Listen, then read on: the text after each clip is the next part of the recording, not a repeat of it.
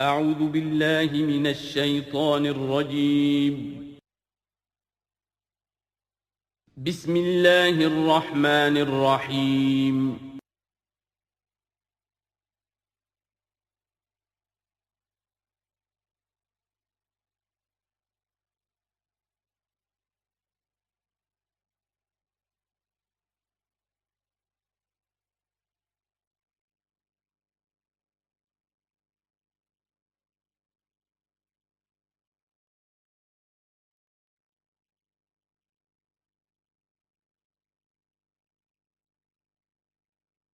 اذا جاءك المنافقون قالوا نشهد انك لرسول الله والله يعلم انك لرسوله والله يشهد ان المنافقين لكاذبون اتخذوا ايمانهم جنة فصدوا عن سبيل الله انهم ساء ما كانوا يعملون ذلك بانهم امنوا ثم كفروا فطبع على قلوبهم فهم لا يفقهون صدق الله العظيم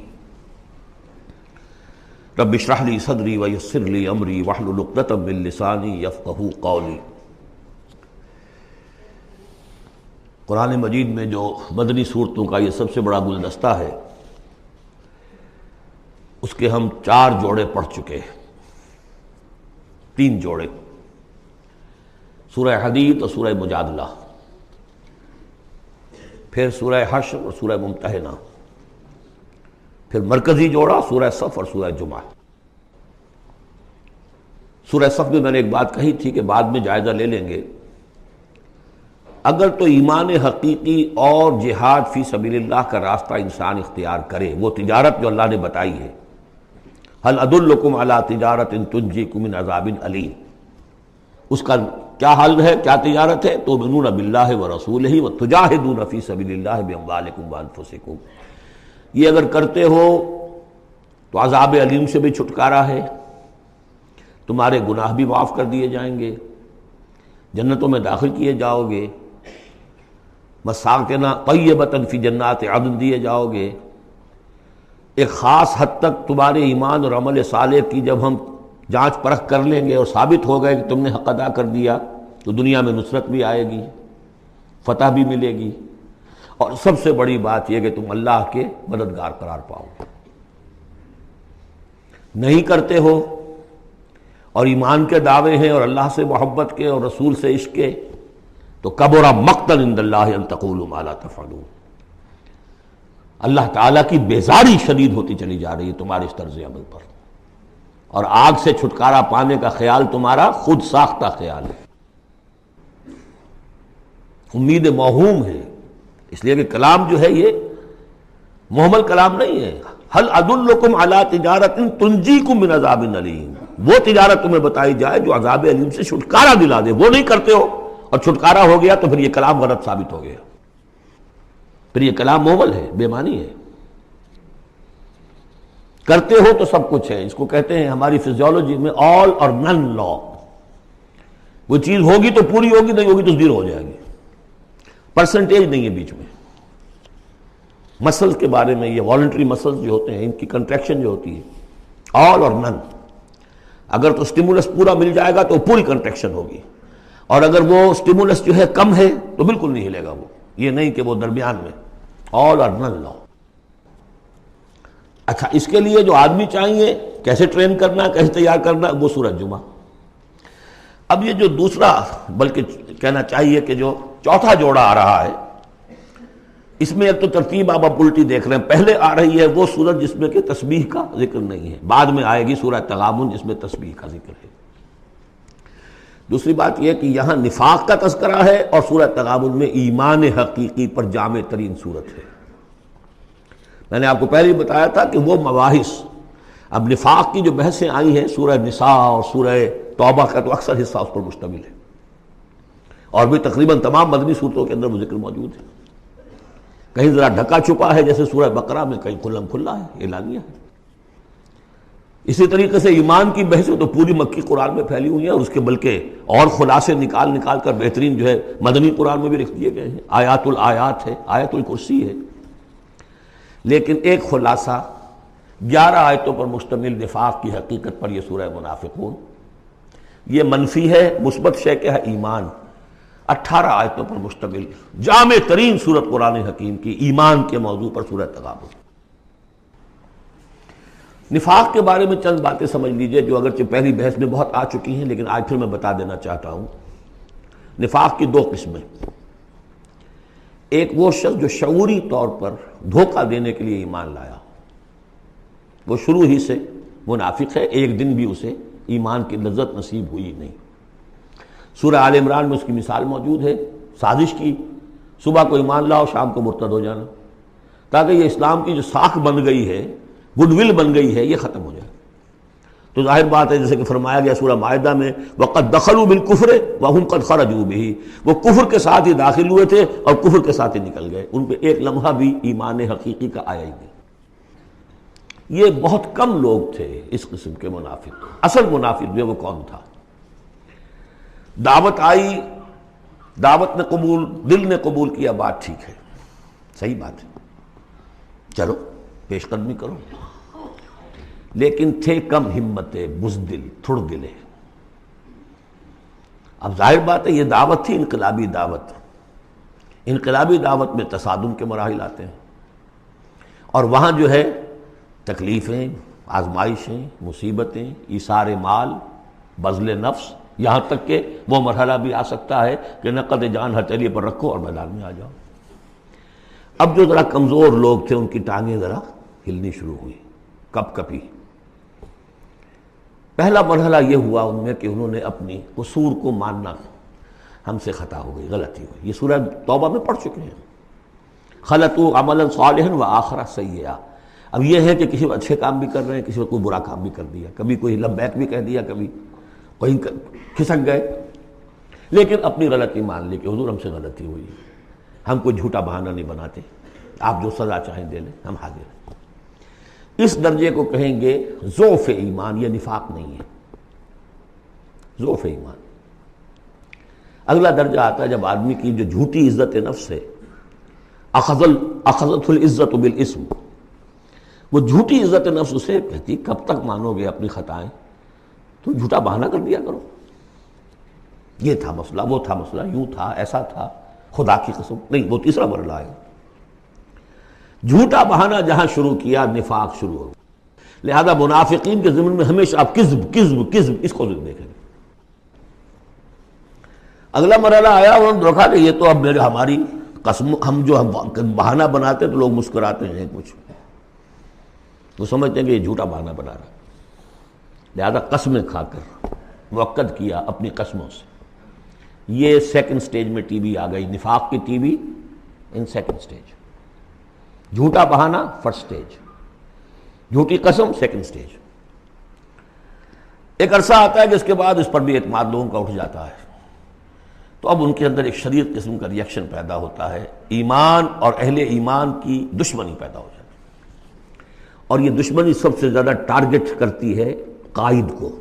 اس نے ہمارے لیے ساری مصیبت کھڑی کر دی، ہم آرام سے اپنے مدینے میں آباد تھے، رہ رہے تھے، یہ آ گیا، اس نے آ کر یہ سارا جو ہے معاملہ ہمارے لیے، بھائی کو بھائی سے جدا کر دیا، خاندانوں میں رفت پیدا کر دی۔ اب ہماری دوستیاں تھیں ان سے اوس اور خزرج کی دوستیاں تھیں، ان تمام یہودی قبائل سے ہمارے وہ سارے حلیفی تعلقات ٹوٹ گئے، تو وہ ساری دشمنی جو ہے اب یہ عداوت بن جاتی ہے اہل ایمان کی، اور خاص طور پر اہل ایمان کے قائد جو اس وقت کون تھے؟ محمد رسول اللہ۔ دس از دی تھرڈ سٹیج۔ یہ ٹی بی کی وہ تھرڈ سٹیج ہے جو پہلے کبھی ہو جاتی تھی تو ہم سمجھتے تھے کہ اب یہ لا علاج ہے۔ یہ ہے نفاق کی اصل حقیقت۔ اسی لیے اس وقت جو لوگ کسی تحریکی تصور سے آشنا ہی نہیں، انقلابی تصور دین ان کے سامنے آیا ہی نہیں، وہ منافق نہیں ہو سکتا، وہ ضعیف الایمان آدمی ہے۔ لیکن جو شخص ایک مرتبہ کسی تحریک کو، انقلابی تحریک کو قبول کر کے آگے آ جائے، اب وہ منافق ہو جائے گا اگر وہ ٹھیک نہیں چلتا ہے۔ یہ بات میری جو ہے آج پلے باندھ لیجئے۔ عام اس وقت مسلمان منافق نہیں، انہیں پتہ ہی نہیں کہ دین کا تصور یہ ہے، دین کا یہ مطلب ہے، مولویوں نے سمجھایا ہی نہیں۔ دین کا نام ہے نماز، روزہ، اور لیلۃ القدر مل گئی تو بیڑا پار، ساری زندگی کے سارے گناہ معاف۔ انہیں تو یہ تصور دیے گئے، حج کرائے تو پاک ہو کے آ گئے، اور عمرہ کیا تو پاک ہو کے آ گئے، باقی یہ کہ تم جس طرح چاہو کماؤ۔ لہذا وہ بیچارے وہ منافق نہیں ہے، وہ ضعیف الایمان ہے، جو بھی ہے وہ اللہ تعالیٰ جو معاملہ ان سے کرے۔ جو شخص کسی حقیقی انقلابی اسلامی تحریک سے متعلق ہو جائے اس کو حق سمجھ کر، پھر اگر وہ پیچھے ہٹ رہا ہے اس لیے کہ قائد میں اسے کوئی چیز ایسی نظر آئی کہ یہ تو غلط کار انسان ہے، دھوکے باز انسان ہے، ٹھیک ہے، پیچھے ہٹ جانا چاہیے۔ اگر یہ طریقہ کار جو اس نے بتایا تھا یہ اس سے منحرف ہو گیا ہے، پیچھے ہٹ جانا چاہیے۔ جو اس نے طریقہ کار بتایا تھا اس وقت ہمیں معلوم ہوا تھا ٹھیک ہے، لیکن اب ہم سمجھتے ہیں کہ ٹھیک نہیں ہے، پیچھے ہٹ جانا چاہیے۔ یہ سب ٹھیک، اس میں نفاق نہیں ہوگا، لیکن محض اس لیے کہ اب مشقت کرنی پڑ رہی ہے، محنت کرنی پڑ رہی ہے، اپنے کیریئر پر آنچ آ رہی ہے، اپنے لیے جو ہیں اور زندگی کی لذتیں جو ہیں ان میں ہمارا گھاٹا پڑ رہا ہے، یا یہ کہ کبھی امیر نے ڈانٹ دیا ہے، یہ تو ہوتا ہے جماعتوں کے اندر، ہوتا ہے، زجر بھی ہوتی ہے، توبیخ بھی ہوتی ہے۔ حضور نے یہاں تک بھی کہا کہ میرا جی چاہتا ہے کہ جو لوگ نہیں آتے فجر کی نماز میں کسی اور کو یہاں پر امام بنا کر کھڑا کر دوں اور جا کر ان کے گھروں کو آگ لگا دوں، یہ بھی تو کہا ہے محمد رسول اللہ صلی اللہ علیہ وسلم۔ تو بہرحال اس وجہ سے اگر کوئی پیچھے ہٹا تو وہ اس پروسیس میں آ جائے گا، اس کو اچھی طرح سمجھ لینا چاہیے۔ بسم اللہ الرحمن الرحیم، اذا جاءک المنافقون قالوا نشهد انک لرسول اللہ۔ اے نبی جب آپ کے پاس آتے ہیں منافق اور وہ کہتے ہیں کہ ہم گواہی دیتے ہیں، ہم کہتے ہیں، ہم اقرار کر رہے ہیں کہ آپ اللہ کے رسول ہیں، واللہ یعلم انک لرسول، اللہ جانتا ہے کہ آپ اس کے رسول ہیں، اللہ سے بڑھ کر اور کون جانتا ہے کہ آپ اللہ کے رسول ہیں، لیکن واللہ یشہد ان المنافقین لکاذبون، اللہ گواہی دیتا ہے کہ یہ منافق جھوٹے ہیں، یہ دل سے بات نہیں کہہ رہے۔ اتخذوا ایمانہم جنۃ، پہلی سٹیج کاذبون کے حوالے سے یہ جھوٹے ہیں، نفاق کی پہلی سٹیج۔ پھر انہوں نے اپنی قسموں کو ڈھال بنا لیا، اتخذوا ایمانہم جنۃ فصدوا عن سبیل اللہ، انہوں نے اپنی قسموں کو ڈھال بنا کر اور اللہ کے راستے سے رک گئے۔ خدا کی قسم یہ مسئلہ تھا، میں اس لیے نہیں جا سکا، میری بیوی بیمار تھی، کوئی دیکھنے بھالنے والا نہیں تھا۔ انہم ساء ما کانوا یعملون، یہ بہت ہی برا کام ہے جو کر رہے ہیں۔ ذالک بانہم آمنوا ثم کفروا، یہ وہ لوگ ہیں جو ایمان لا کر کافر ہوئے ہیں، یہ وہ لوگ نہیں ہیں جو دھوکے ہی سے ایمان میں داخل ہوئے تھے۔ تھوڑی سی پونجی انہیں ملی تھی ایمان کی، آئے تھے، اس وقت بدنیت نہیں تھے، ان کی فطرت نے اپیل کیا تھا اس دعوت نے، لیکن اب جو پاؤں ان کے ہلے ہیں وہ انہیں کیا پتا تھا کہ یہ شہادت گاہ الفت میں قدم رکھنا ہے، لوگ آسان سمجھتے ہیں مسلمان ہونا، یہ تو انہیں معلوم نہیں تھا، یہ تو معلوم نہیں تھا۔ وَلَنَبْلُوَنَّكُمْ بِشَيْءٍ مِّنَ الْخَوْفِ وَالْجُوعِ وَنَقْصٍ مِّنَ الْأَمْوَالِ وَالْأَنفُسِ وَالثَّمَرَاتِ وَبَشِّرِ الصَّابِرِينَ، وہ تو بن گئے تھے مسلمان، جیسے آئے حضور، پورے اوس اور خزرج کے قائدین ایمان لا چکے تھے، سارا قبیلہ لے آیا، ٹھیک ہو گیا، انہیں کیا پتا تھا کیا کچھ آ رہا ہے اس کے پیچھے۔ یہ ایمان جو ہے یہ تو یوں سمجھیے کہ ٹپ آف دی آئس برگ ہے، اس کے نیچے جو اصل برگ جو آیا ہے برف کا توتا، تو وہ پھر ان کے پاؤں ہے، اس میں بھی جب تک اقرار ہو اپنی تقصیر کا تو وہ ذوف ایمان کہلائے گا، نفاق نہیں۔ خذ من اموالہم صدقۃ تطہرہم وتزکیہم بہا، ایسے لوگوں کا علاج بھی سورہ توبہ میں آ چکا ہے۔ لیکن جھوٹ بہانا پہلی منزل، جھوٹی قسم دوسری منزل، اور پھر عداوت آگے آئے گی چل کر اسی صورت میں۔ ذالک بانہم آمنوا ثم کفروا، یہ اس لیے کہ ایمان لائے پھر کفر کیا۔ فطبع علی قلوبہم، اب اللہ نے ان کے دلوں پر مہر کر دی ہے۔ فہم لا یفقہون، اب یہ تفقہ حقیقی تفقہ سے خالی ہو چکے۔ وَإِذَا رَأَيْتَهُمْ تُعْجِبُكَ أَجْسَامُهُمْ، جب اے نبی آپ انہیں دیکھتے ہو کہ جسم آپ کو بڑے اچھے لگتے ہیں، بڑے تن و توش والے ہیں۔ وَإِن يَقُولُوا تَسْمَعْ لِقَوْلِهِمْ، جب وہ آپ سے بات کرتے ہیں تو آپ بڑے غور سے سنتے ہیں۔ چودھری لوگ جو ہوئے، سرمایہ دار بھی ہوئے، چودھری بھی ہوئے، تو ان کی حیثیت ہے تو آپ توجہ سے سنتے ہیں ان کی بات۔ كَأَنَّهُمْ خُشُبٌ مُّسَنَّدَةٌ، اے نبی یہ تو ان سوکھی لکڑیوں کے مانند ہیں جو اپنے بل پر نہیں کھڑی ہوا کرتی، انہیں ٹیک لگا کر کھڑا کیا جاتا ہے۔ یحسبون کل صیحۃ علیہم، اندر سے اتنے بودے ہیں کہ ذرا سی آہٹ ہوتی ہے تو ان کی جان پر بن جاتی ہے، وہ سمجھتے ہیں کہ پھر آئی کوئی مصیبت، کہیں اور سے پھر شاید کوئی حملے کی خبر آ رہی ہے، اور پھر کوئی جنگ ہوگی، پھر کہیں گے نکلو اللہ کی راہ میں۔ یحسبون کل صیحۃ علیہم، اپنے اوپر ہی سمجھتے ہیں ہر آہٹ کو۔ ہم العدو، یہ تیسری سٹیج ہے، یہ اب اصل دشمن یہ ہے۔ باہر کا دشمن جو آ رہا ہے ابو جہل لشکر لے کر یا ابو سفیان لشکر لے کر، وہ اتنا خطرناک نہیں جتنے کہ یہ ہے، یہ مارے آستین ہے، یہ اندر سے ڈنک مارنے والا۔ ہم العدو، اصل دشمن یہ ہے۔ فاحذرہم، ان سے بچ کر رہو، چوکس رہو، چوکنے رہو، چاہے معاف کرتے رہو، یہ بات دوسری ہے۔ حضرت مسیح کا قول آپ کو سنا چکا ہوں کہ فاختہ کے مانند بے ضرر، لیکن سانپ کے مانند ہوشیار رہو۔ سانپ چوکنا کتنا ہوتا، لیکن سانپ ضرر بھی پہنچا دیتا ہے۔ تم چوکنے تو ویسے رہو جیسے سانپ ہوتا ہے، بے ضرر ایسے رہو جیسے کہ فاختہ ہوتی ہے۔ حضور کی یہی شان تھی۔ جس نے آگے جھوٹی قدم کھائی، جھوٹا ٹھیک ہے بھائی جاؤ، ٹھیک ہے، مروت، شرافت۔ جس پر کہ پھر اللہ کی طرف سے گرفت بھی آ گئی، عفو اللہ عنک لما اذنت لہم، اللہ معاف کرے آپ کو، یا اللہ نے آپ کو معاف کر دیا، کیوں آپ نے ان کو اجازت دے دی؟ قاتلہم اللہ انا یوفکون، اللہ ان کو قتل کرے، گردن مارے اللہ ان کی، کہاں سے یہ پھرائے جا رہے ہیں۔ یعنی قسمت کی خوبی دیکھیے، ٹوٹی کہاں کمند، دو چار ہاتھ جب کہ لبے بام رہ گیا۔ محمد کا زمانہ نصیب ہوا صلی اللہ علیہ وسلم، ان کی دعوت پر لبیک کہنا نصیب ہو گیا، یہ نصیب اللہ اکبر لوٹنے کی جائے، لیکن کہاں سے یہ واپس پھرے، کس جگہ کمند ٹوٹی ہے۔ وَإِذَا قِيلَ لَهُمْ تَعَالَوْا يَسْتَغْفِرْ لَكُمْ رَسُولُ اللَّهُ، جب ان سے کہا جاتا آؤ بھائی غلطی مان لو اپنی، تو اللہ کے رسول تمہارے لیے استغفار کریں گے۔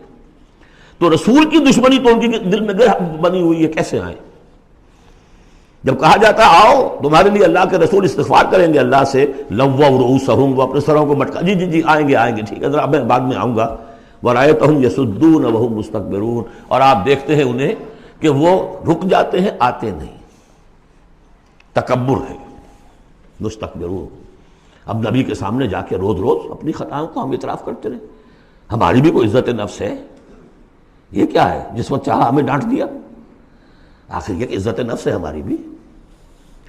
سواء علیہم استغفرت لہم ام لم تستغفر لہم، برابر ہے ان کے لیے نبی، چاہے آپ استغفار کریں چاہے نہ کریں، لن یغفر اللہ لہم، اللہ ان کو ہرگز معاف نہیں کرے گا۔ اس سے اگلی سٹیج میں یہ آیت آ چکی ہے سورہ توبہ میں، استغفر لہم او لا تستغفر لہم ان تستغفر لہم 70 مرۃ فلن یغفر اللہ لہم۔ اب اے نبی ان کے لیے تو چاہے آپ استغفار کریں چاہے نہ کریں، آپ 70 مرتبہ بھی استغفار کریں گے تب بھی اللہ ان کو معاف نہیں کرے گا۔ اور حضور کی مربت دیکھیے، حضور فرماتے ہیں کہ اگر مجھے یہ معلوم ہوتا کہ 70 سے زیادہ مرتبہ استغفار کرنے سے ان کی نجات ہو جائے گی تو میں 70 سے زیادہ مرتبہ استغفار کرتا، لیکن یہاں 70 مراد نہیں ہے، 70 سے مراد جتنی چاہے آپ استغفار کر لیں۔ ہم الذین، اب یہ عداوت کا جو ہے ان کا جو نقشہ ہے، یہ واقعات پیش کیے جا رہے ہیں۔ ایک غزوے سے واپسی پر دو مسلمانوں کی بیچ لڑائی ہو گئی، ایک مہاجر تھے اور ایک تھے انصاری۔ اب وہ پانی بھرنے پر کہیں، بلکہ ان کی بھی نہیں، ان کے خادموں کی لڑائی ہو گئی تھی۔ اس کو وہاں منافقوں نے اچھال دیا، مہاجرین اور انصار کا جھگڑا بنا دیا، اور کہا اس وقت آ کے عبداللہ ابن ابی نے، دیکھو تم نے اصل میں اے انصار، اے مدینے والو، یثرب والو، تمہاری مثال تو وہی ہے جو کہتے ہیں کہ سمن کلبک یا کلوک، اپنے کتے کو کھلا پلا کے موٹا کرو، کس کا بھی تمہیں ہی کاٹے گا۔ تم نے ان کو جگہ دی، پناہ دی، کھلایا پلایا، اب یہ تمہارے سر کو آ رہے ہیں، غریبانوں کو آ رہے ہیں۔ خدا کی قسم اگر ہم اب مدینے پہنچ گئے تو ان ذلیلوں کو وہاں سے نکال باہر کریں گے۔ ان کی یہ جرت، انصاری کا خادم اور ایک مہاجر کا خادم لڑے ایک انصاری کے خادم سے، ہم نے پناہ دی، اپنے ٹکڑے کھلائے، ان کو اپنی جگہ دی، اور آج ہی ہمارے سروں کو آ رہے ہیں، ہمارے منہ کو آ رہے ہیں۔ یہ بکواس اس نے کی۔ وہاں موجود تھے ایک نوجوان زید بن ارقم، انہوں نے جا کے حضور کو بتا دیا۔ حضور نے بلایا، نہیں جی جھوٹ قطر میں نے نہیں کہا، یہ چھوکرے نے پتہ نہیں کہاں سے سن لیا، یہ چھوکرا کیا ہے یہ، اور آپ اس کی بات مان رہے ہیں میرے معاملے میں۔ خاموش رہے حضور۔ پھر یہ آیات اتر گئیں جس نے چھوکرے کو صحیح ثابت کیا کہ کہا انہوں نے یہ۔ تو حضور نے فرمایا کہ لڑکے کے کان نے غلط نہیں سنا تھا، لیکن ایک بات نوٹ کر لیجئے، ان معاملات میں بھی حضور کوئی اقدام نہیں کر سکے عبداللہ ابن ابی کے خلاف، یہ نوٹ کرنے کی بات ہے۔ یہ جو لوگ سمجھتے ہیں کہ مکمل سٹیٹ قائم ہو چکی تھی مدینے میں، فوراً حضور کے جاتے ہی بڑی حماقت کے اندر مبتلا ہے۔ یہ ضرور ہے کہ حضور کو وہاں ایک حیثیت حاصل ہو گئی، لیکن جو تصور ہمارا ہے اس زمانے میں سٹیٹ، ریاست میں کبھی یہ ہو سکتا ہے کہ فوج میں سے 1000 میں سے 300 بھاگ جائیں، ان سے کوئی باز پرس بھی نہ ہو بعد میں؟ Is it possible؟ آج کی جدید ریاست میں کہیں یہ ممکن ہے کہ آپ کہیں اور عدالت کسی اور عدالت میں اپنا مقدمہ لے جائیں، محمد کی عدالت میں نہیں جانا جی، ہمیں تو یہودیوں کی عدالت میں جانا ہے۔ منافقین یہ کرتے تھے، کوئی پکڑ نہیں تھی۔ پکڑ کب شروع ہوئی ہے؟ فتح مکہ کے بعد۔ اب یہ اس کی خوش قسمتی تھی عبداللہ ابن ابی کہ اس سے پہلے یہ واصل جہنم ہو گیا خود ہی، ورنہ یہ کہ فتح مکہ کے بعد ریاست قائم ہوئی ہے۔ یہی وجہ کہ اس کے بعد پھر جب جنگ کا اعلان ہوا ہے تو جو نہیں گئے ان سے باس پرس ہوئی ہے، حساب کتاب ہوا، اس سے پہلے نہیں۔ تو اصل مسٹیک جو ہے عبداللہ ابن ابی کا، یہاں پہ بھی خاموش۔ ایک موقع پر جب کہ تہمت کا معاملہ چل رہا تھا تو ایک دفعہ حضور کے زبان مبارک سے ایسے الفاظ میں نکل گئے، دکھا دل، کہ کیا کوئی شخص نہیں ہے کہ جو مجھے اس ایذا رسان شخص جو ایذا پہنچا رہا ہے اس کی ایذا سے بچا سکے۔ بات انڈیا ظاہر تھا صاف کہ کیا کوئی شخص اس کو قتل نہیں کر سکتا۔ اب واقعات مختلف آتے ہیں، ایک واقعے میں تو یہاں تک آتا ہے کہ سعد ابن معاذ موجود تھے، انہوں نے کہا کہ حضور آپ مجھے حکم دیجئے میں قتل کرتا ہوں اس کو۔ سعد ابن عبادہ تھے، وہ خزرج میں سے تھے، وہ فوراً تم یہ اس لیے کہہ رہے ہو کہ وہ خزرج کا آدمی ہے۔ تو معلوم یہ ہوا کہ وہ جو قبائلی عصبیتیں تھیں کسی نہ کسی درجے میں ابھی موجود تھیں، ایک دن میں صاف نہیں ہوتی یہ چیزیں۔ پھر حضرت سعد ابن عبادہ کہتے ہیں حضور سے، حضور اس شخص کے معاملے میں نرمی کیجئے، اصل میں اس شخص کو ہم بادشاہ بنانے کا فیصلہ کر چکے تھے، اس کے لیے ہم تاج تیار کر چکے تھے، آپ آئے تو اس کے سارے خواب جو ہیں وہ بکھر گئے۔ اس کا ایک طرز عمل ہے لیکن یہ کہ اس کا اثر ہے ہمارے قبیلے میں۔ حکمت اور مصلحت کا تقاضا یہ ہے کہ اس کے خلاف اقدام نہ کیا جائے، یہ بات سمجھ۔ ابھی ریاست اس درجے کی نہیں تھی کہ ان تمام چیزوں کو بالکل، ان مصلحتوں کو بالکل نظر انداز کرتے ہوئے جو قدم چاہے اٹھا دیں، یہ نہیں۔ اب کتنا بڑا کفر ان کا چلا آ رہا ہے یہاں پر۔ ہم الذین یقولون لا تنفقوا علی من عند رسول اللہ حتی ینفضوا، یہی ہے وہ لوگ جو کہتے ہیں کہ مت خرچ کرو ان پر جو اللہ کے رسول کے گرد جمع ہو گئے ہیں، دیکھنا ان بستیوں کو تم کے ویراں ہو گئیں، یہ سب بھاگ جائیں گے اگر تم ان کے اوپر خرچ نہ کرو، حتی ینفضوا، یہاں تک کہ وہ منتشر ہو جائیں۔ وَلِلَّهِ خَزَائِنُ السَّمَاوَاتِ وَالْأَرْضِ، حالانکہ اصل خزانے کائنات کے، آسمان اور زمین کے اللہ کے اختیار میں ہیں، وَلَٰكِنَّ الْمُنَافِقِينَ لَا يَفْقَهُونَ، لیکن ظاہر بات ہے کہ منافقین اس کا فہم نہیں رکھتے۔ يَقُولُونَ لَئِن رَجَعْنَا إِلَى الْمَدِينَةِ لَيُخْرِجَنَّ الْأَعَزُّ مِنْهَا الْأَذَلَّ، اور وہ کہتے ہیں اگر ہم مدینے لوٹ گئے، اب چونکہ فوج واپس آ رہی تھی ایک جنگ سے، اب جب مدینے پہنچ جائیں گے تو لازماً جو عزت والے ہیں نکال باہر کریں گے ان ذلیلوں کو، اور ذلیل سے مطلب کمزور، ذلیل کا مطلب جو ہے وہ ہماری زبان میں جو ہوتا ہے کمینہ، وہ نہیں ہے، ان کو ہم نکال باہر کریں گے۔ وَلِلَّهِ الْعِزَّةُ وَلِرَسُولِهِ وَلِلْمُؤْمِنِينَ، حالانکہ عزت تو اللہ کی ہے اور اہل ایمان کی ہے، اللہ کے رسول کی ہے اور اہل ایمان کی ہے۔ وَلَٰكِنَّ الْمُنَافِقِينَ لَا يَعْلَمُونَ، لیکن یہ منافق جانتے نہیں۔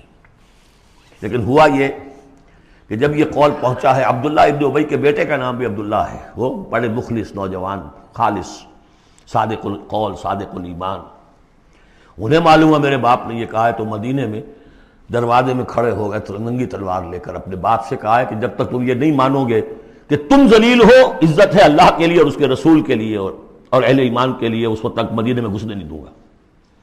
فریاد بھی کی، حضور سے بھی کہا، لیکن پھر کہنا پڑا اس کو کہ ہاں اللہ، اس کا رسول اور اہل ایمان عزت والے ہیں، ہم ذلیل ہیں، تب داخل ہونے دیا۔